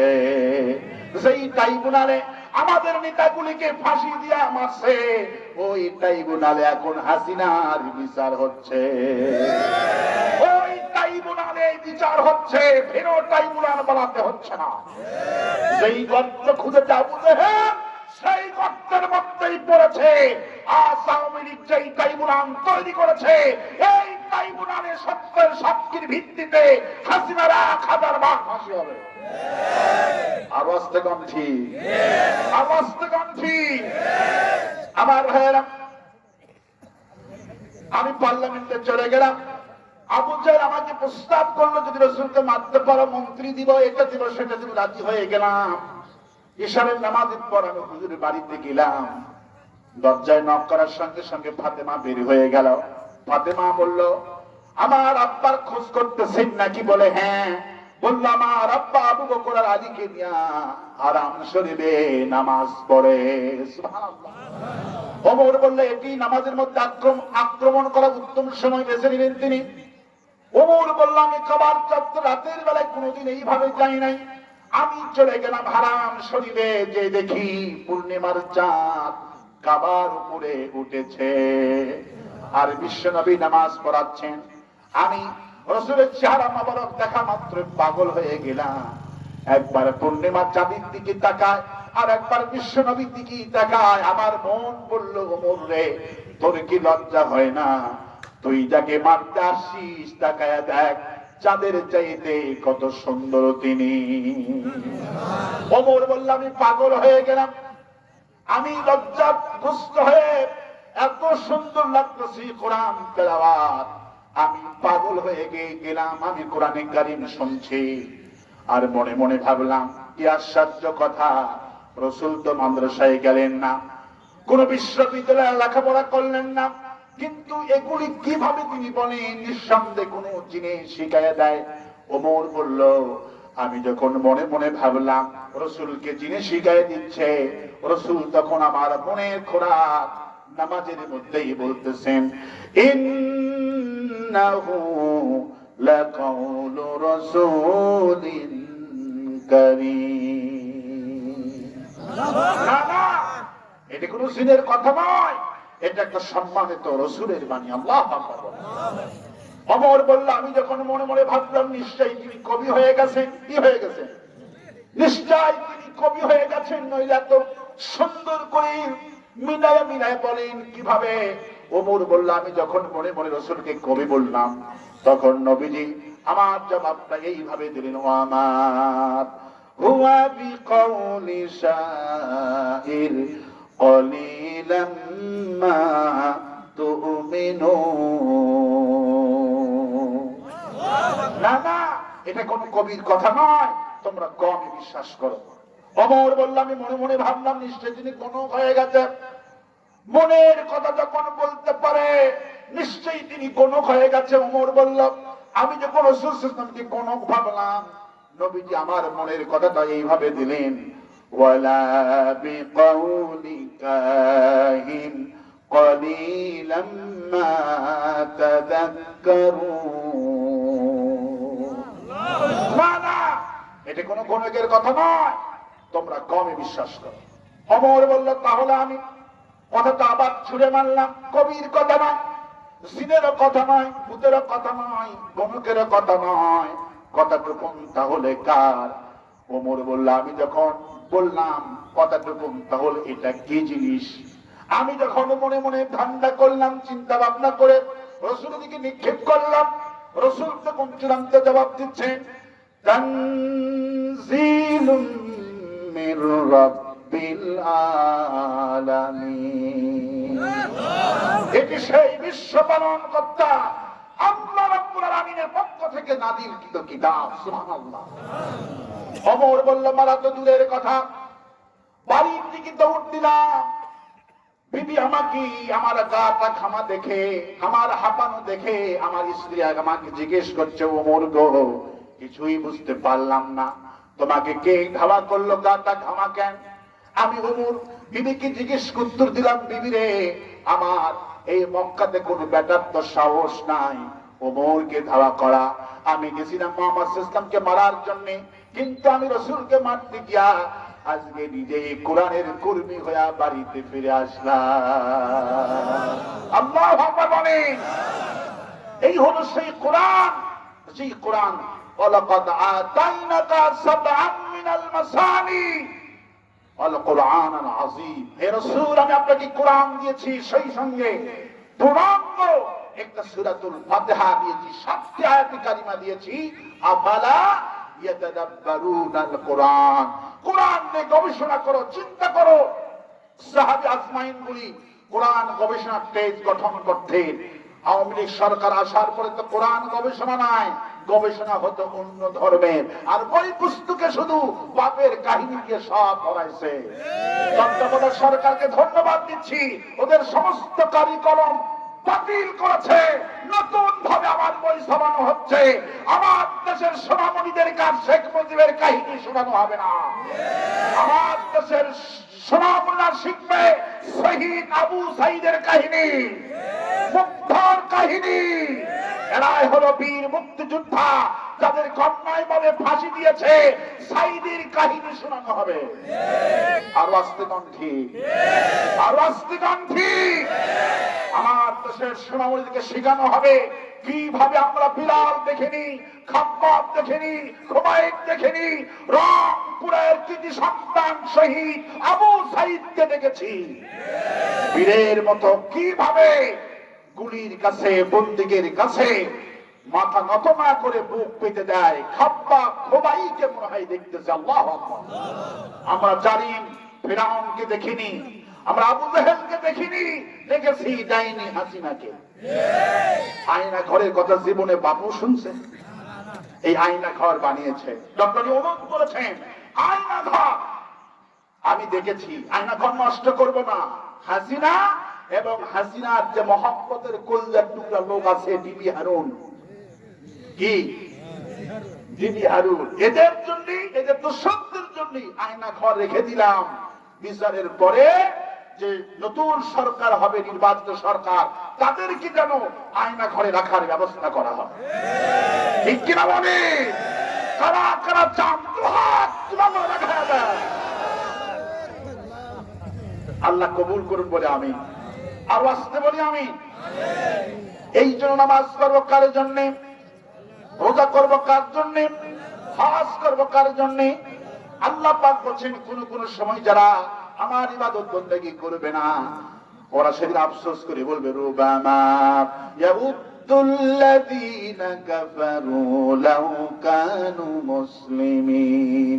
সেদিন ইহুদিরা, কাফেররা, বামপন্থীরা যারা আমাদের আলিমদেরকে ফাঁসি দিয়া মারছে, ওরা সেদিন জামাত ইসলামী করার জন্য আফসোস করবে, কিন্তু সেই আফসোস করে কোনো কাজ হবে না।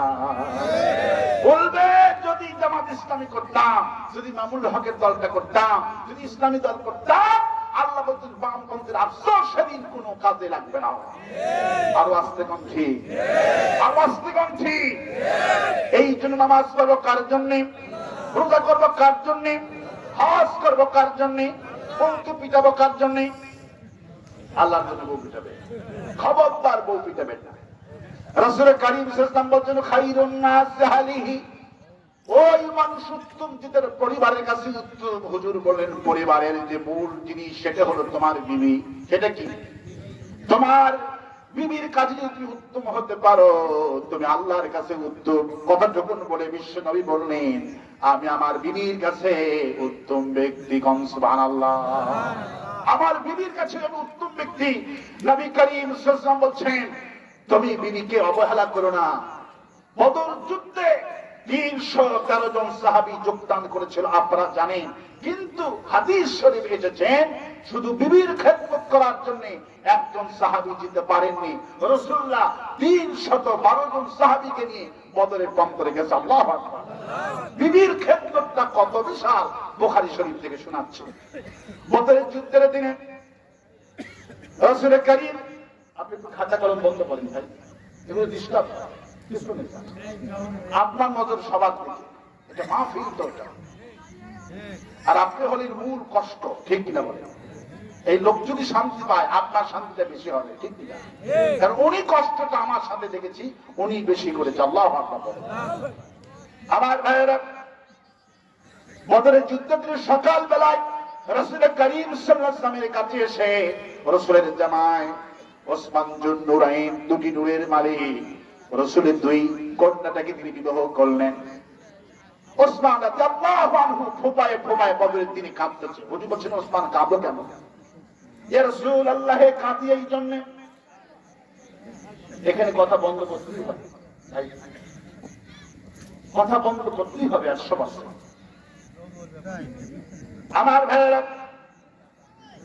রাসূল করিম সাল্লাল্লাহু আলাইহি ওয়াসাল্লাম বলে ওসমান কেন তুমি কাঁদতেছো? ওসমান বলে রাসূলুল্লাহ আমার বিবি আপনার কন্যা রাত থেকেই দারুণ অসুস্থ হয়ে পড়েছে।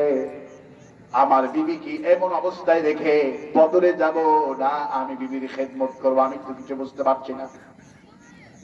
হুজুর তো কাঁদা আরম্ভ করলেন, ওসমান তুমি তো এই বদর যুদ্ধের লিস্টে আমার পরে আবু বকর, আবু বকরের পরে ওসমান। সুবহানাল্লাহ। তুমি তো এই বদরের লিস্টে তুমি আছো 3 নাম্বার। আর তুমি যদি না যেতে পারো অবস্থা তো দারুণ হয়ে যাবে। হুজুর কাঁদবে, ওসমান কাঁদবে। ইতিমধ্যে জিবরিল আমিন হাজির হয়ে গেল। রাসূলুল্লাহ কোনো টেনশন করবেন না, আল্লাহ আমাকে জানিয়ে দিয়েছে 312 জন সাহাবীকে নিয়ে জিহাদে যান, বদরে যান। ওসমানের বিবি যেহেতু অসুস্থ হয়ে গেছে, ওসমান যদি বিবির খেদমত করতে পারে, আল্লাহ পাক আমাকে জানিয়ে দিয়েছেন জিহাদে যাওয়ার পর সব সাহাবীদের আমলনামায় সেই পরিমাণ জিহাদের সওয়াব লেখা হবে। আর ওসমান নিজের বিবির খেদমত করার কারণে আল্লাহ ওসমানকে সেই সম পরিমাণ সওয়াব দিয়ে দিবে। ওসমান বদরে গেলেন না, ওসমানের পরিবর্তে আল্লাহ 1000 ফেরেশতা দিয়েছে। আল্লাহু আকবার। ওসমানের পরিবর্তে আল্লাহ পাক কোরআনে বলছেন আবার পরে 4000 ফেরেশতা পাঠাইছে। মোট 5000 ফেরেশতা আল্লাহ পাঠাইছে। আল্লাহু আকবার বলেন। ওসমান যায়নি, আল্লাহ বলছে যাওয়া লাগবে না, ওসমানের পরিবর্তে আমি আল্লাহ ফেরেশতা পাঠায়া দেব, তবুও বিবির খেদমত করুক। আল্লাহু আকবার। হাদিসটুকু নতুন লাগছে না আপনাদের কাছে?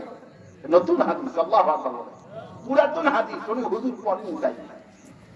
আমার ভাইয়েরা, আমার প্রবন্ধগণ, রাসূলুল্লাহ সাল্লাল্লাহু আলাইহি ওয়াসাল্লাম জিহাদ থেকে পরের দিন যখন গনিমতের মাল ভাগ করছে, হুজুর ওসমানকে তলব করলেন। ওসমান চলে আসলেন, একটা টোপলা বেঁধে হুজুর ওসমানকে বলছেন, ওসমান এই টোপলাটা নিয়ে যাও।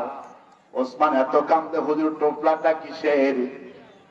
হুজুর বলে, ওসমান তোমার বিবি অসুস্থ থাকার কারণে, আমার কন্যা তোমার বিবি অসুস্থ থাকার কারণে জিহাদে যেতে পারোনি। আল্লাহ তোমাকে জিহাদের সওয়াব দিয়েছে, আর আমাকে বলছে হুজুর ওসমান যে আসতে পারলো না, ওসমানের বদলে আমি ফেরেশতা পাঠাইয়া দিলাম। কিন্তু ওসমান সব সাহাবীরা কাফেরদের রেখে যাওয়ার সম্পদকে গনিমতের মাল বলা হয়। কি বলা হয়? গনিমতের মাল বলা হয়। আমি আল্লাহ ওসমানকে তো জিহাদের সওয়াব দিয়েছি, আর গনিমতেরও একটা ভাগও দিয়ে দিলাম। হুজুর ওসমানকে গনিমতের ভাগও দিয়েছে। বাড়িতে বসে থেকে বিবির খেদমত করার কারণে জিহাদের সওয়াব পেয়েছে, গনিমতের ভাগ পেয়েছে। আল্লাহু আকবার। সেই রব্বুল আলামিন বলছেন, খবরদার বিবিকে মারবা না, বিবির জন্য দোয়া করবা। আর আমি বলছি, ওয়াশিরুহুন্না বিল মারুফ, খবরদার বিবির সাথে জোর করে কথা বলবা না।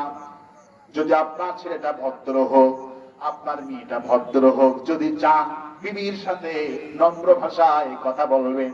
বিবির সাথে হুজুর বলছেন, খবরদার ছেলে মেয়ের সামনে ফায়সা কথা বলে গালি দিও না। তাহলে এই ছেলে এই মেয়ে তোমার থেকে শিখবে কি? তুমি তোমার স্ত্রীর সাথে ভালো ব্যবহার করলে তোমার ছেলে তোমার মেয়ে ভালো ব্যবহার শিখবে। পারিবারিক শিক্ষা হলো আসল শিক্ষা।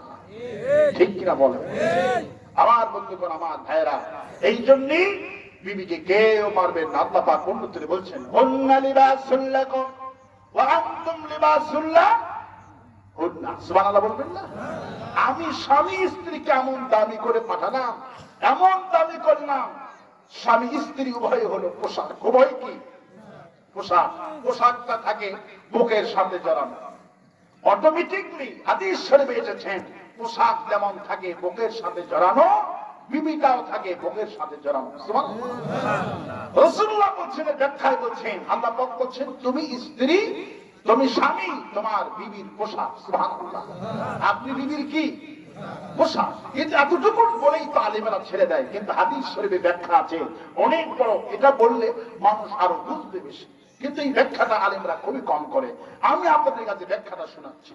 ব্যাখ্যাটুকু হলো এই, রাসূল করিম সাল্লাল্লাহু আলাইহি ওয়াসাল্লাম বলছেন, পোশাকের অনেকগুলি কোয়ালিটি আছে। পোশাক যেহেতু আপনি যেহেতু বিবির পোশাক, আপনি আপনার বিবির কি?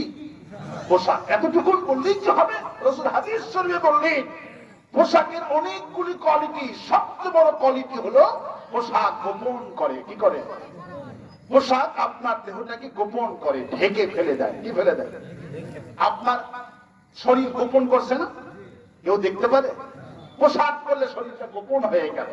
পোশাক পরার সঙ্গে সঙ্গে আপনার গায়ে চুলকানি, ঘা হয়ে গেছে, পোশাক পরলে গোপন হয়ে গেল, ওই ঘাটা কেউ দেখতে পারলো না। তার মানে পোশাকের মূল কারণ কি? সৌন্দর্য তো আছে। আমাদের বাপের নাম কি? নাম কি? হ্যাঁ, খুব রান্না স্বাদ হয়েছে, আল্লাহ জান্নাতে খাওয়ায় বলে আমি মেয়ে রান্না করেছি। আল্লাহু আকবার। আমাদের ইমাম সাহেব, আপনাদের ইমাম সাহেব, কি নাম যেন? সুন্দর লাগছে, অনেক সুন্দর। সোহাগ। কি নাম? সোহাগ। ছোট্ট নাম সোহাগ। সোহাগ ভাইকে সুন্দর লাগছে। আপনার নাম? গোলাম সরওয়ার। আল্লাহ কবুল করুন। গতদিনের সভাপতি, আল্লাহ হুজুরের হায়াত দারাজ করুন। অনেক সুন্দর লাগছে, আরো আলেম আছে, অনেক সুন্দর। দেখেন পোশাক কত সুন্দর লাগে। সুবহানাল্লাহ। মাইক আলাপে সুন্দর লাগছে, এই মাইক গানে ভরা দেওয়া যাবে না। আর বামপন্থী যারা আমাদেরকে গালাবে, এদেরকেও ভাড়া দেওয়া যাবে না। সব মাইকার থেকে আমি অনুমতি নিয়েছি। এই মাইকার থেকে অনুমতি আজকে স্বইচ্ছাই আমার ভাই বলুক, যেই গান, যেই দল হুজুরদের গালিগালাজ করবে, কোরআনকে গালিগালাজ করবে, সেখানে ভাড়া দিবে না। অসুস্থ বলে কাটায় দিবে। রাজি আছেন? ওয়াদা দেন, হাত তোলেন। এই মাইক বামপন্থীদের ভাড়া দেবে না। এই মাইকালা মরে গেলে জানাজায় শরীক হবে ডানপন্থী জান্নাতি। আল্লাহু আকবার। মাইক কোরআন বিরোধীদের ভাড়া দিব না। যেই মাইক থেকে কোরআন উচ্চারণ হয় এই মাইক বামপন্থীদের ভাড়া দিব না। তোমার মাইক ভালো হয়ে যাবে, শুধু কোরআনের আওয়াজ চলতে থাকবে ইনশাআল্লাহ। বলেন মাইকালার যে কি ইমান, কথাই কথা আসলো। সিলেটের ময়দান আছে, মাদ্রাসা ময়দান, আল্লামা সাঈদী ৩৫ বছর সেখানে তাফসীর করেছেন। মাইকালা উনি টাকা পয়সা কিছুই দেন না, সাঈদী সাহেবের তাফসীর শুরু থেকে নিয়ে উনি ফ্রি সার্ভিস দেয়। 1992 সাল না 88 সাল, তখন ঈশ্বর সরকার ক্ষমতায়, তখন আল্লামা সাঈদী যেখানে 144 ধারা, সেখানে সাঈদী সাহেব যেখানে হরতাল শরীফ, সেখানে সাঈদী সাহেব যাচ্ছে যেখানে হরতাল দিয়ে দিচ্ছে, সরকার নিজেই দিয়ে দিচ্ছে। যেমন বিগত সরকার বিরোধী দল জামাত বিএনপি সমাবেশ করলে বালু ট্রাক খালদাদের বাড়ির সামনে দিয়ে রাখত, রাস্তাঘাট পুলিশও বন্ধ করতো, ওরা নিজেরাই হরতাল করত। পৃথিবীতে এমন জালেম আর নাই, ঠিক কিনা বলে? সরকার নিজে হরতাল করে, রাস্তাঘাট সব বন্ধ, যেতে পারবেন না। তো সাঈদী সাহেব যেখানে 144 ধারা, সেখানে আজিম কথা। সাঈদী সাহেব তাফসীর মাহফিল এসেছেন বিমানবন্দরে, তিনি শাহবাগদম আন্তর্জাতিক বিমানবন্দরে এসেছেন। উনি নামছেন যখন, আবার ফিরতি ফ্লাইটে ওনাকে ঢাকায় পাঠানো হলো, তাফসীর মাহফিল হবে না। মাইকালা 12টার পর, সাঈদী সাহেবের মাহফিল তো 12টার থেকে শুরু হয়ে যেত, আসরের নামাজের পর পুরা ময়দান ভরপুর। আল্লাহু আকবার। আমি চট্টগ্রাম তাফসীর মাহফিলে আমার জীবনে 4 বার প্যারেড ময়দানে গিয়েছি। আল্লাহু আকবার বলে। আসরের সময় পুরো প্যারেড ময়দান ভর্তি, আমি 3টার সময় শুধু একটা আজান দিয়েছি। আল্লাহু আকবার। আর আসরের আজান শামসুদ্দিন সাহেব চাচা আমাকে আজান দেওয়ার অনুমতি দিলেন। যাক, সেই ইতিহাস কোনোদিনে বলবো।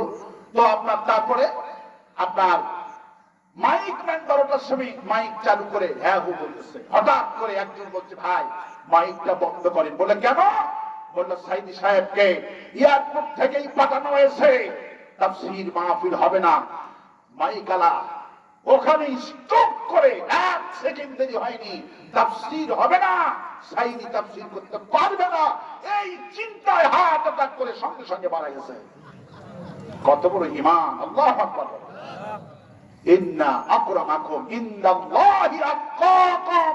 মানুষের মর্যাদা রিস্কাওয়ালা ভ্যানওয়ালা মাইকালা দিয়ে হয় না, মানুষের তাকওয়া হয়, আল্লাহর কাছে মর্যাদা হয় তাকওয়া দিয়া।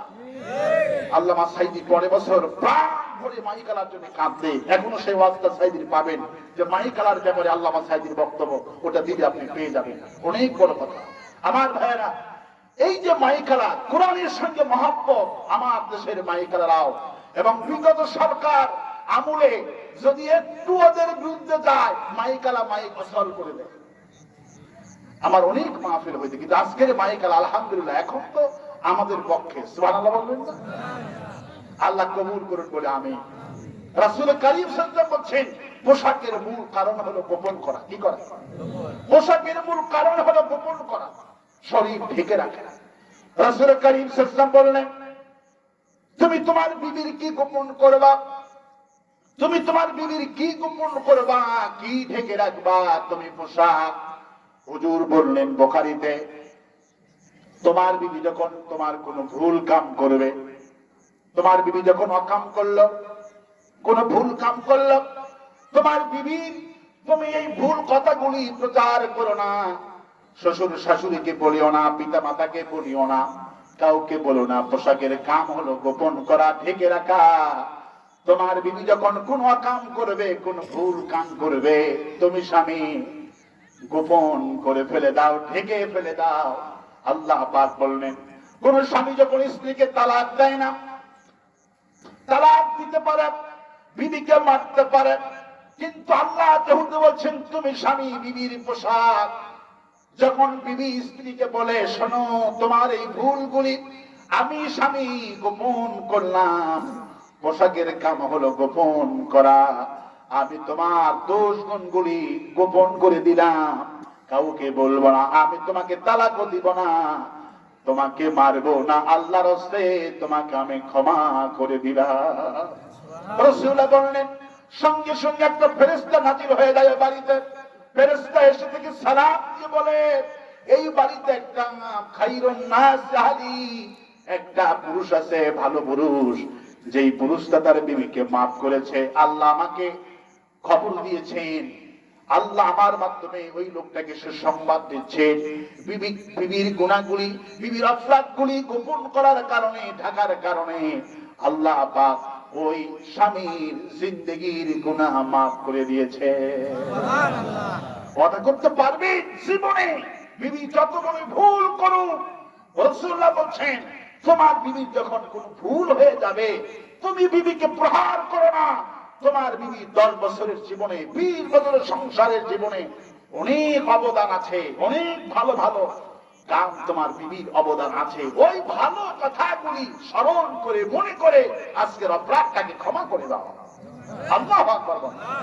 রাসূলুল্লাহ বলেন বিবির চোখের সঙ্গে চোখ লাগাবেন। আল্লাহ পাক বলেন যদি বিবির সাথে কেউ হাসি মুখে কথা বলে, মানুষের সাথে মুস্কি হাসি দিয়ে কথা বলে, একটা হাসি দিবে, প্রতি হাসির সেকেন্ডে সেকেন্ডে 10,000 টাকা সদকা করলে যে সওয়াব হবে, আল্লাহ পাক স্ত্রী শুদ্ধা তাম পৃথিবীর মানুষের সঙ্গে হাসি মুখে কথা বললে প্রতি সেকেন্ডে সেকেন্ডে সদকার সওয়াব আমল নামায় দিয়ে দিবে।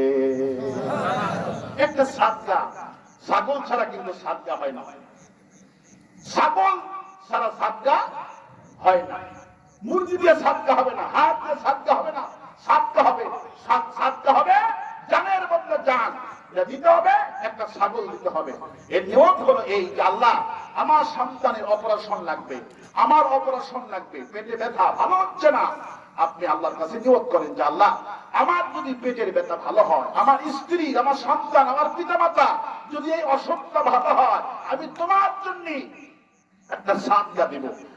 সাদকার টাকাও দিতে পারবে, অথবা সাদকা করে গোশত বিতরণ করতে পারবেন, অথবা ওই সম পরিমাণ টাকা আপনি যেইভাবে প্রথমে নিয়োগ করবেন এর উপর নির্ধারণ করবেন।